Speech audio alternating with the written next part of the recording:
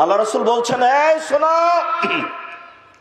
তাবুকের যুদ্ধে যেতে হবে, সময় খুব কঠিন, কে কি দান করতে পারে? তো উমর রাদিয়াল্লাহু তাআলা বলছেন, যা আছে অর্ধেক দিলাম। আবু বকর সিদ্দিক রাদিয়াল্লাহু তাআলা বলছেন যে আপনাকে আল্লাহকে বাড়িতে রেখে যা আছে দিয়া সবই দিলাম, ভ্যান ভাড়াও হবে না, 2-1 টাকা হবে। তো কি, ওটা নিয়ে কি হবে? ওটা নিয়ে বরকত হবে, বরকত, ওটা দিয়ে বরকত হবে। মানুষজন যাচ্ছে কার টাকা দিয়ে? উসমান রাদিয়াল্লাহু তাআলা।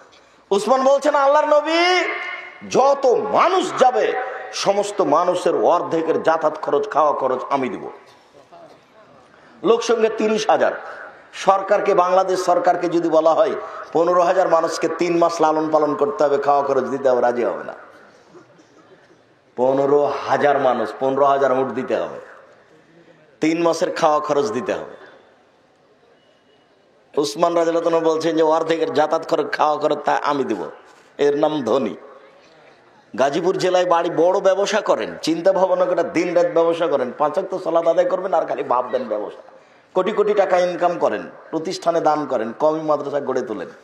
গাজীপুরে কওমি মাদ্রাসা নাই কেন? কি করে খান? এত জমি জায়গা আছে, টাকা পয়সা আছে, মাদ্রাসা করতে পারেন না কেন? আমি তো নিঃস্ব মানুষ, প্রতিষ্ঠান চালাই। প্রতি মাসে মাসিকাল এতে পত্রিকা সহ এখন প্রতি মাসে বেতন দিই 12,15,000। 12,15,000। শুধু শিক্ষক শিক্ষিকা বেতন হলো 10 লক্ষ।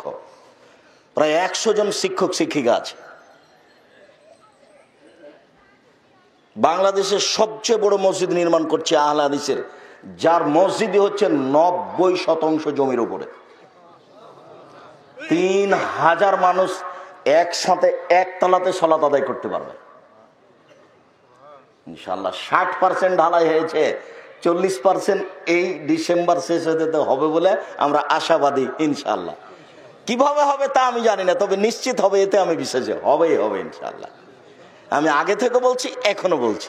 আর আপনাকে আমি সহযোগিতার কথা বলিনি, আমি বলেছি দোয়া করবেন যে আল্লাহ আব্দুর রাজ্জাক সাহেব যেটা করছেন সেটা কবুল করো।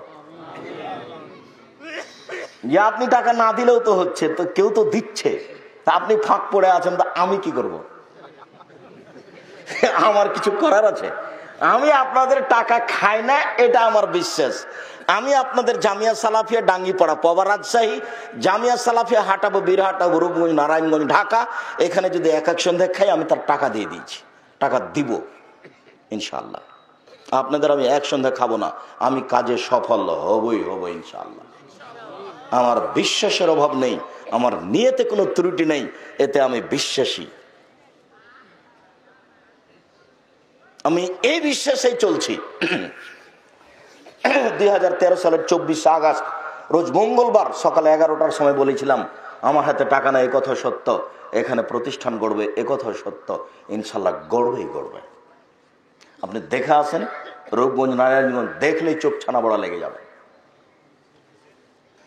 2016 সালের 17 ফেব্রুয়ারি রোজ বুধবার বিকাল 4:30-5টার সময় বলেছিলাম, জামিয়া সালাফিয়া ডাঙ্গিপাড়া, পবা, রাজশাহী, যে আমার হাতে টাকা নাই একথা সত্য, এখানে প্রতিষ্ঠান গড়বে একথা সত্য, ইনশাল্লাহ গড়বেই গড়বে। কিভাবে গড়বে তা আমি জানি না, নিশ্চিত গড়বে, অবধারিত গড়বে, গড়বেই গড়বে ইনশাল্লাহ। আপনি যে দেখে আসেন 1350 ছেলে মেয়ে পড়াশোনা করে এখন উপস্থিত, সব প্রায় সবাই আবাসিক, ওখানেই থাকে খায়।